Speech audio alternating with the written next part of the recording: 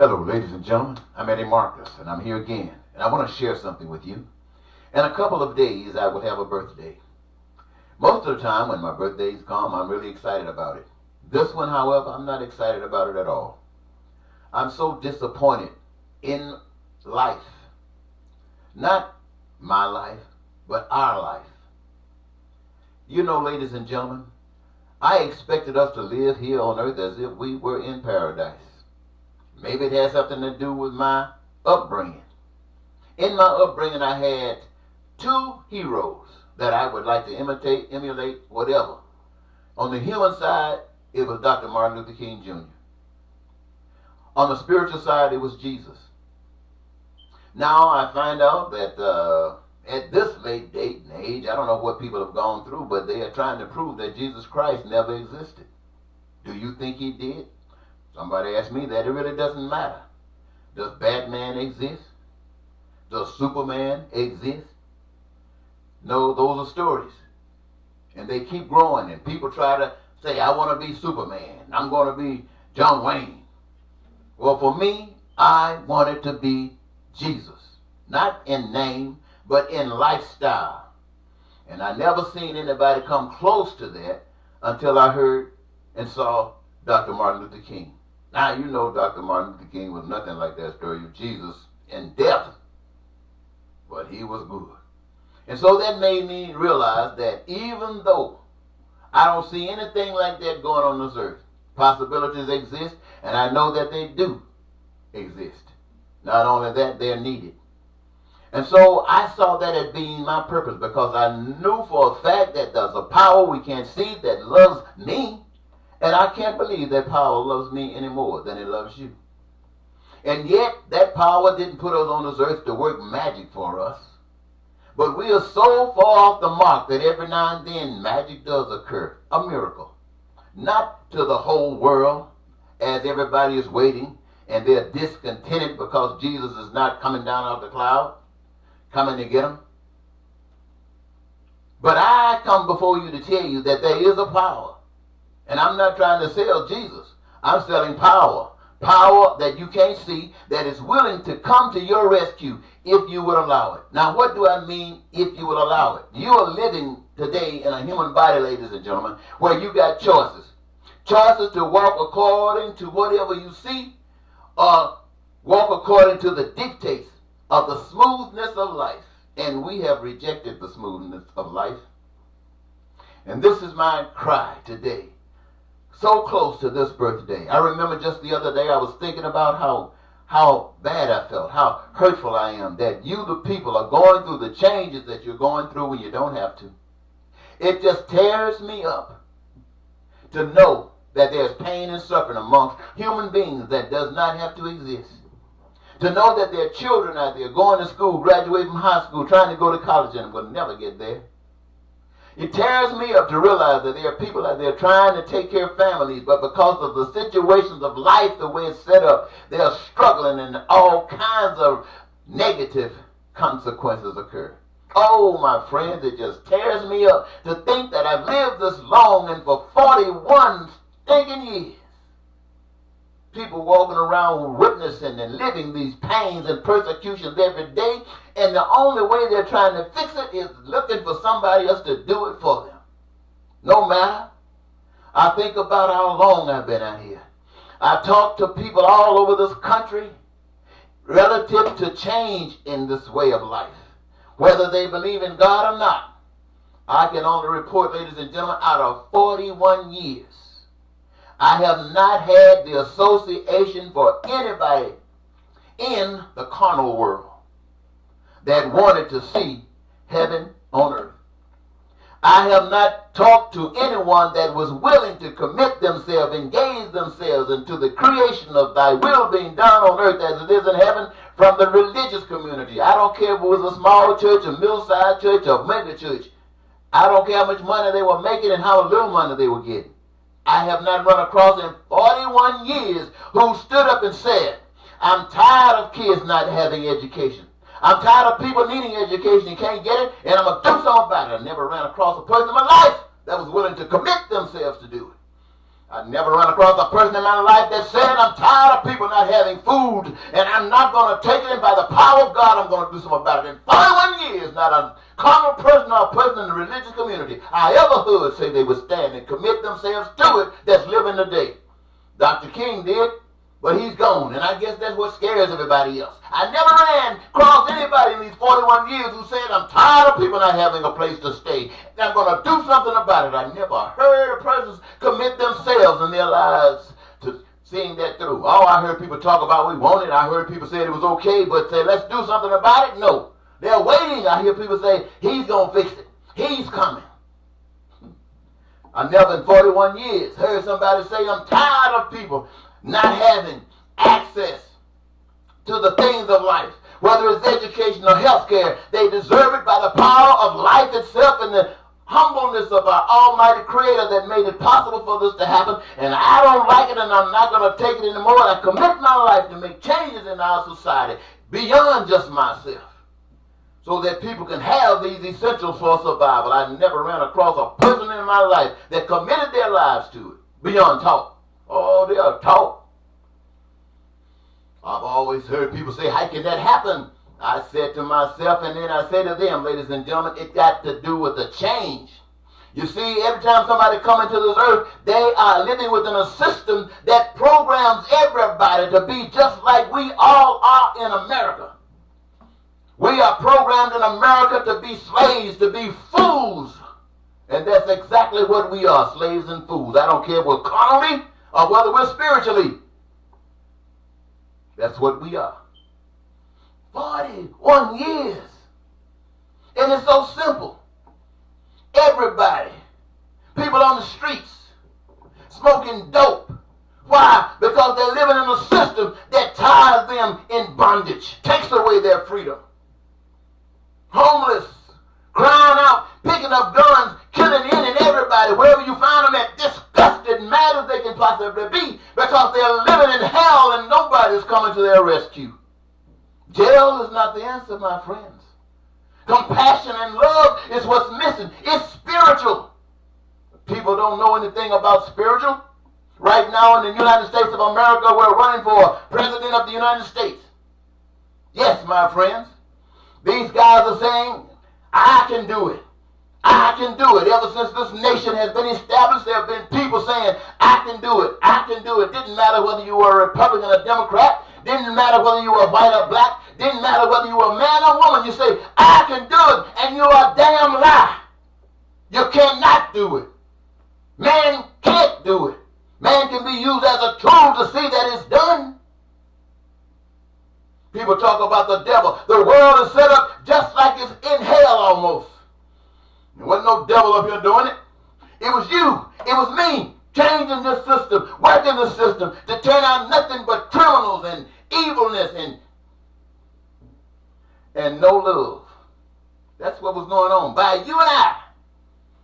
You start talking about making things right, you're looking for somebody to come do it. This is the same thing why these candidates walk to you talking about what they can do.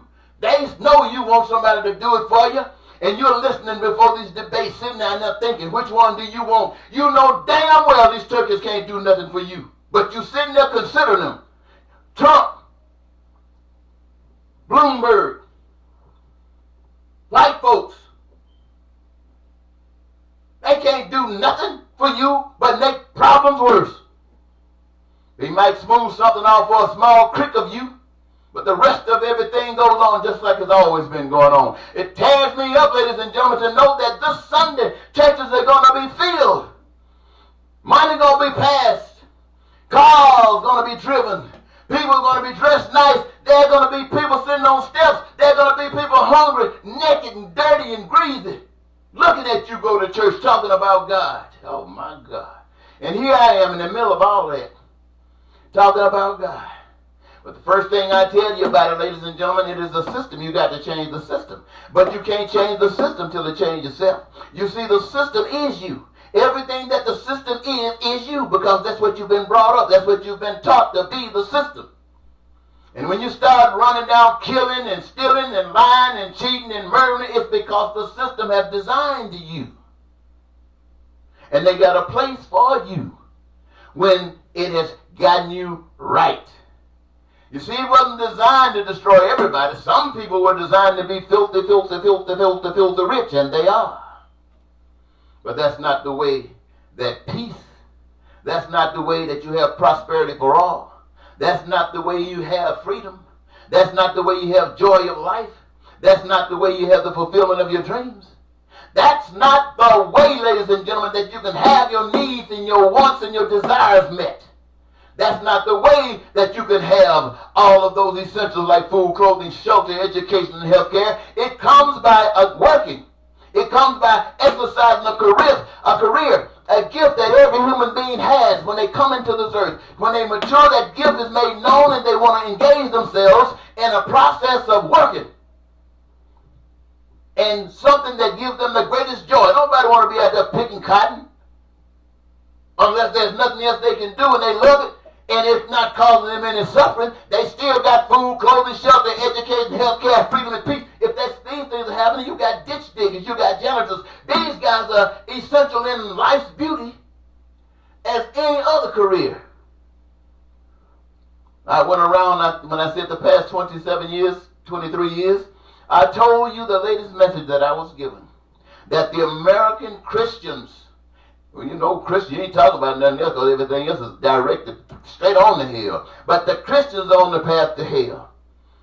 23 years ran for president, 2 or 3 of them, to try to say, let me be the voice that spread the message across the nation. I can't change the world. I can't change America. But the power to change America can be shared with each of us engaged in that process.